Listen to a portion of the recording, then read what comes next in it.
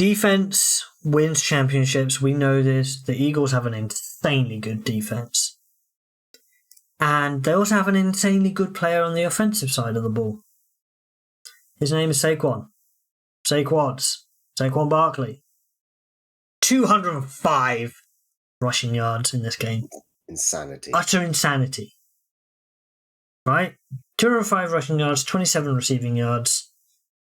Now, if you look at the box score for this Philadelphia Eagles offense, there's Saquon, Gainwell, Goddard, Devontae, AJ Brown. That's it. Yep. That's insane. Like, the entire game, Saquon offensively just says, it's on me. It's on me, yep. I'm doing it.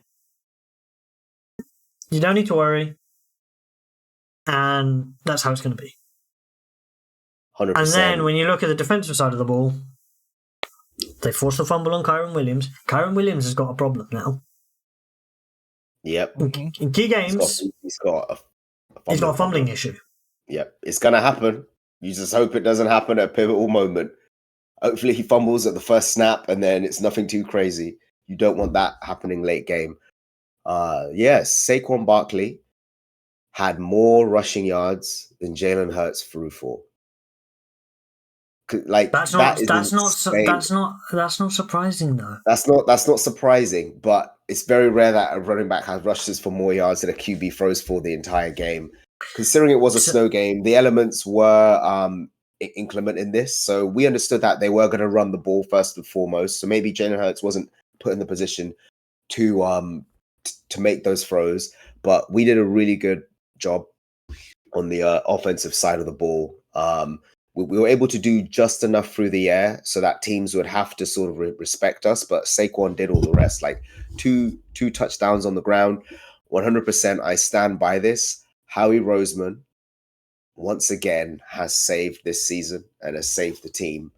Like this acquisition, this acquisition is the sole reason that you're this far. He's the reason why we're this far, because we did stutter during periods of the regular season, and we were able to lean on Saquon just to do enough to keep us in the game, and then we were able to then pull away right at the end.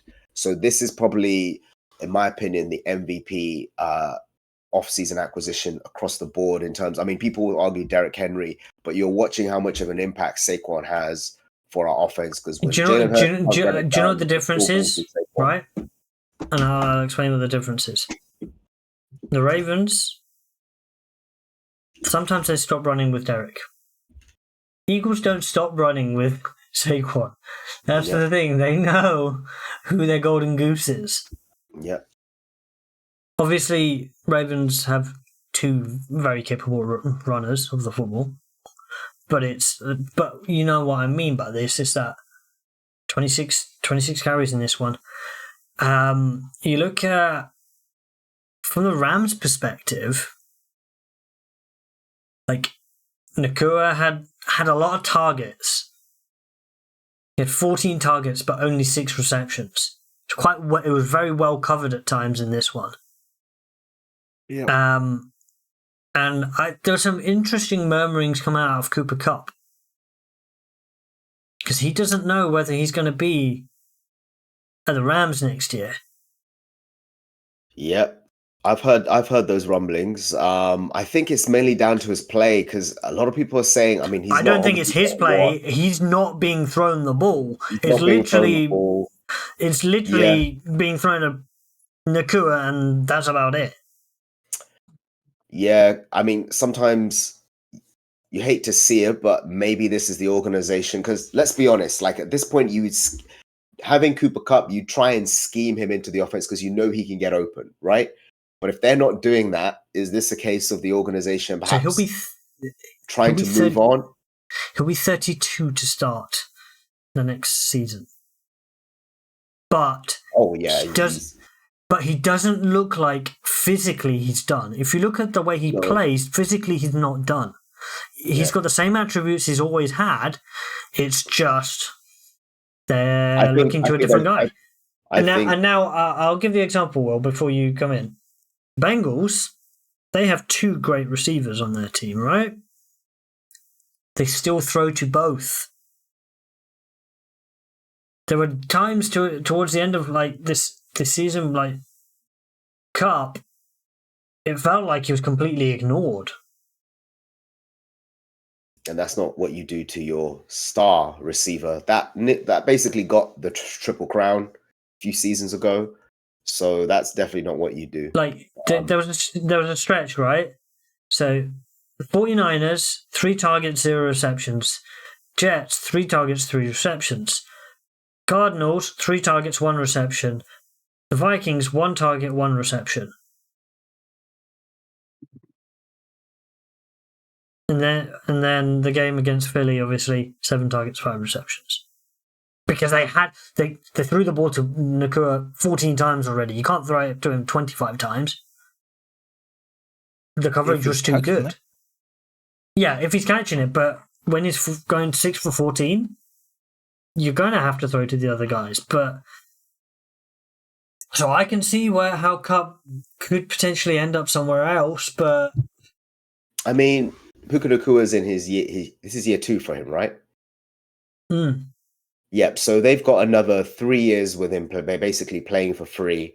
Puka's probably gonna want to get paid after his 4th season. I don't think he has the cachet to try and hold out in his 3rd. So they're looking at it like, if we move on from Cooper Kupp now, we can probably get 3 years with our star receiver who's just as talented, it seems, playing for free, which means we can fill out really good way if you want to spend that money somewhere else on the team. It'll be very interesting to see where he could end up. Do you know where he could actually end up? New England? No. So if T. Higgins... Yep. T. Higgins' contract situation... I think he's I think he's going to get his money, but it's probably going to be... Right, so he got franchise tagged, right? So T. Higgins, most likely he's going to end up somewhere else, right? Yep. Can you imagine Cooper Kupp on the Bengals? They could maybe... Yeah, but why? I think T. Higgins is younger.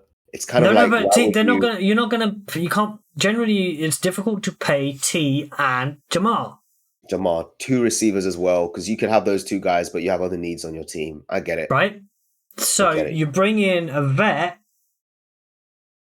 Could you bring in someone like Kupp, different kind of player who'd thrive under Joe Burrow? This is just me thinking immediately off the top of my head. Because he would have never had a QB like Joe. And with Jamar Chase demanding a double team, he'd open up so much. And we know Cooper Kupp can pretty much beat every number 2 in the league. I'd say he can. So that's a really... Do you think this would be great, Peter? This is just me thinking off the top of my head. I think he'd want to go to the Bengals to finish off his career. I don't know. Yeah. Go on. There's something percolating in your head. I don't know. I really don't know, because once he's been tagged and now he's about to enter free agency, I don't think he's going back to the Bengals, because minimum he won $30 million. And I know people can somehow offer you $30 million with more guaranteed money than the Bengals can afford to give him. So at the end of the day, I think he's going to go, and it serves him right. He's done everything he can with the Bengals, so now it's time for him to go get his money. But we're talking about in terms of Kupp. Could Kupp be great for that?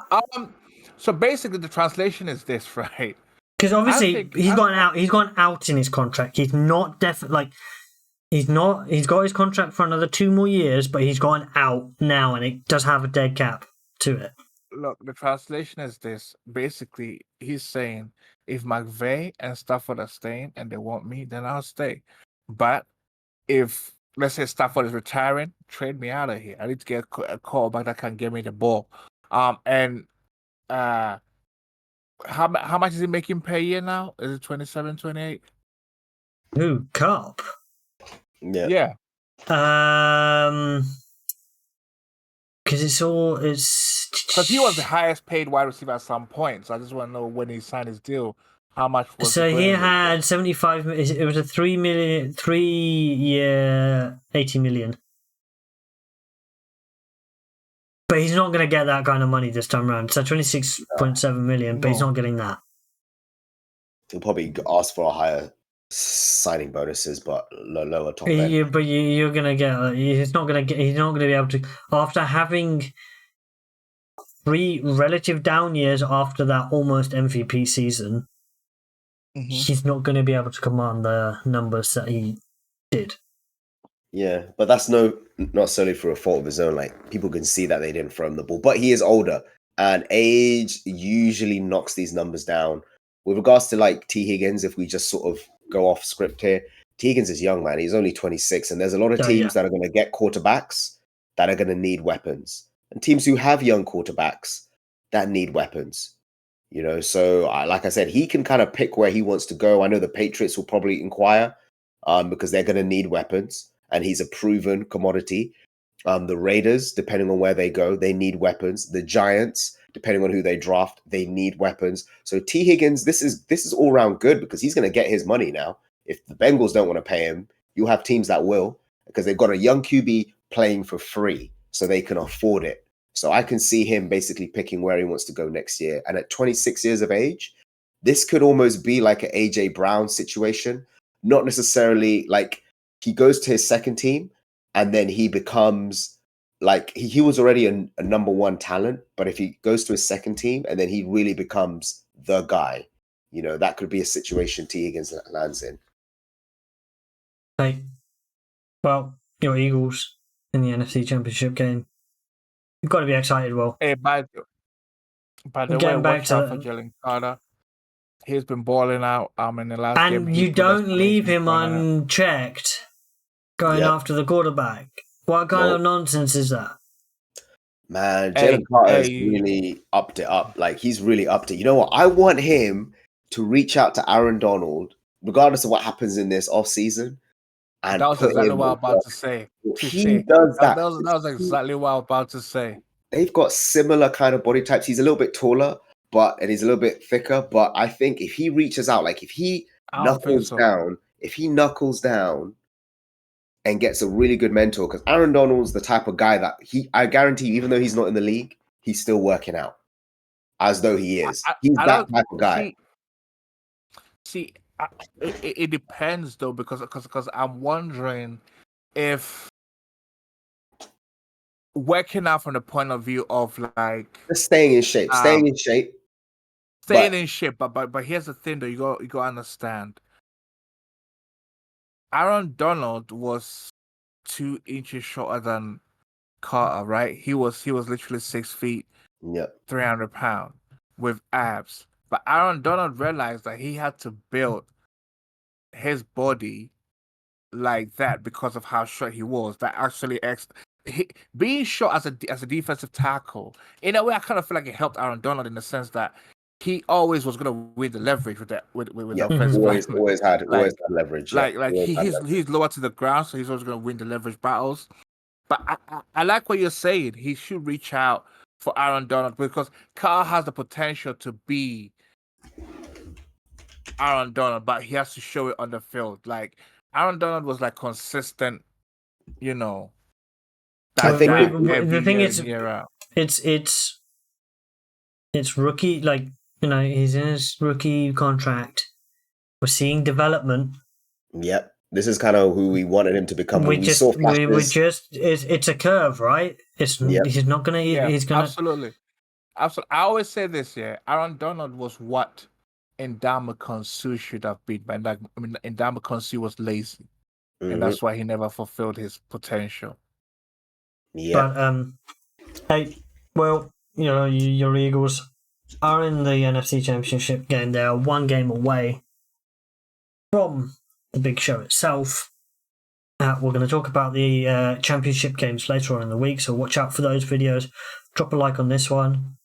Don't forget to hit subscribe below, and we'll catch everybody later on in the week on those.